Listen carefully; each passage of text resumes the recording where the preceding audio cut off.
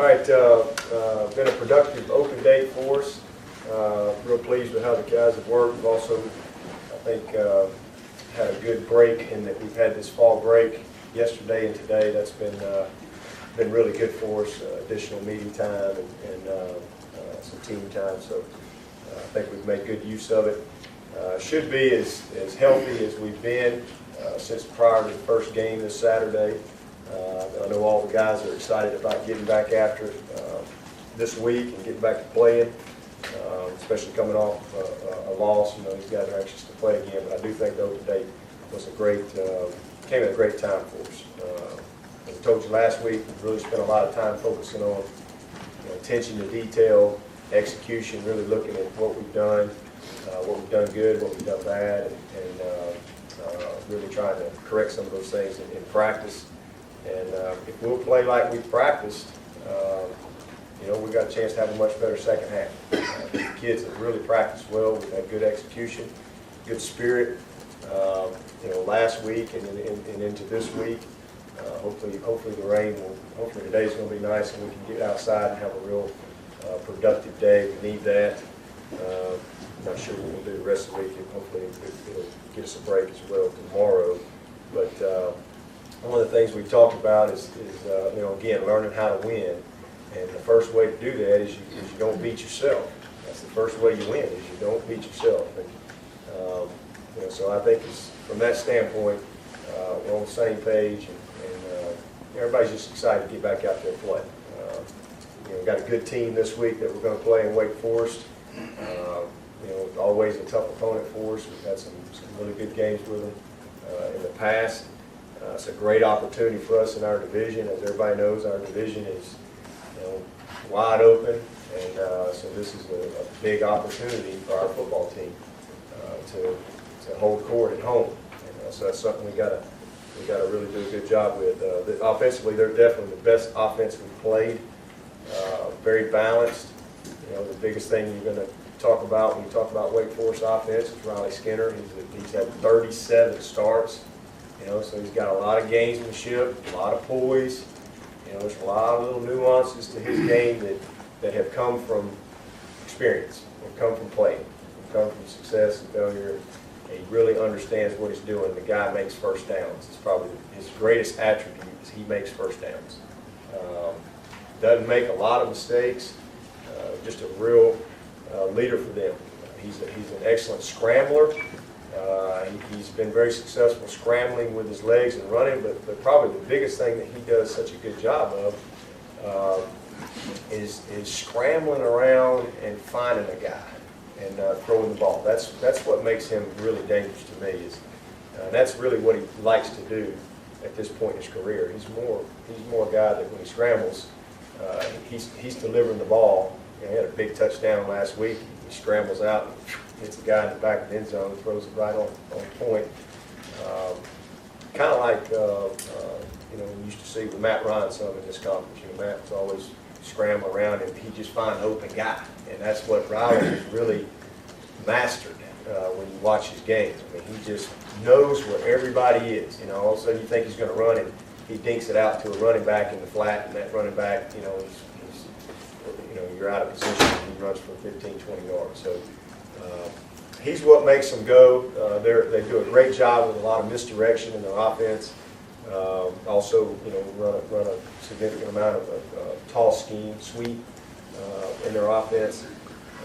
Another thing, when you look at them, they're extremely athletic group up front. They're all veterans. They've all been redshirted.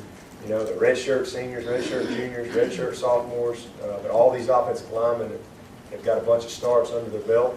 They're a tough bunch and do a good job executing. They've made a lot of big plays.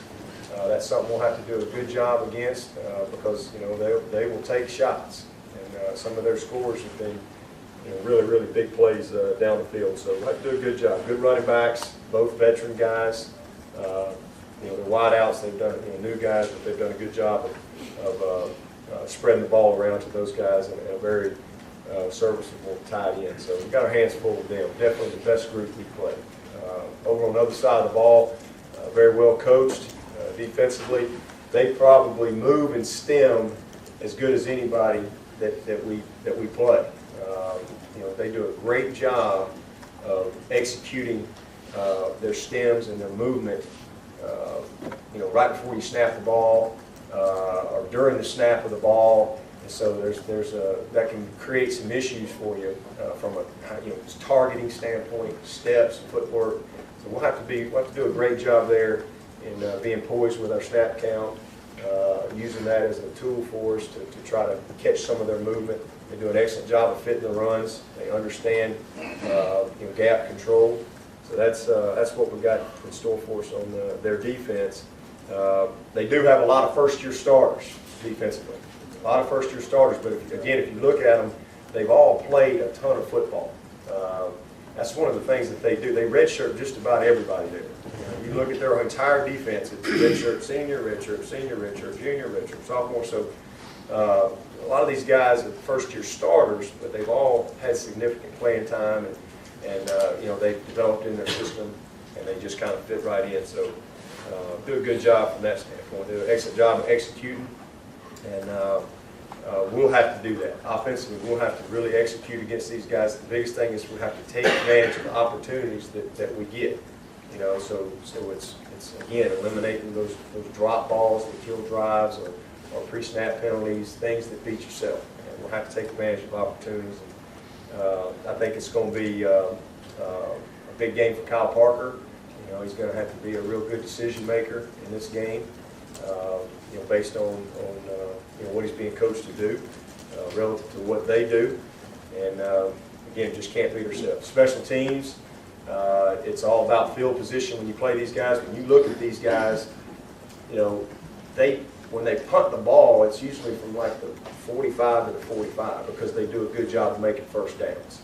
And so they have a field position will be critical as far as us being able to get the ball out if we are backed up from a punt, making some first downs, scoring some points, keeping their offense off the field. And the same thing for us when we punt the ball, being able to pin them deep. I think that's going to be a big part of this game is who can win the field position battle as far as the punting game goes. And Sam Swank is gone finally. It seems like he played there for 22 years, but they've got a field goal guy that's had some touchbacks. Punter's done a good job, and a field goal guy too. So they just kind of reloaded in those areas instead of one guy doing them all. They got three guys. So a big challenge for us, but we're looking forward to it. And again, proud of our team and how they've gone back to work. We've gotten refocused, re-energized, and looking forward to a great Tuesday practice today as we get ready for Wade. With that, I'll take the questions. Dabo, the internet's filling up with stories about you and Billy and your differences and you overriding calls and not getting a protection in against Maryland and such, and a flare-up at practice. Are you guys, has that all been patched over? Is there any truth to any of it? There's no truth to that. There's nothing further from the truth. That's why you shouldn't listen to the internet.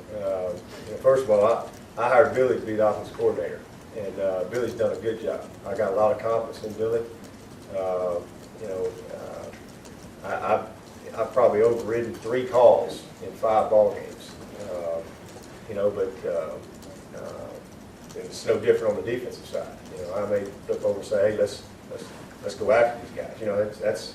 That's my prerogative as a head coach. But I got a great relationship with Billy. All this stuff, it's just amazing. I've had people call me and talk about there was some fight on our practice field, and I mean all this craziness. And I probably picked a bad day to invite people to practice. Last Wednesday. Sometimes there comes a time where you need to motivate your football team and you need to motivate your coaches or challenge them. Open date. I don't know if y'all paid attention, but we lost a ball game up there at Maryland. Not real happy about it.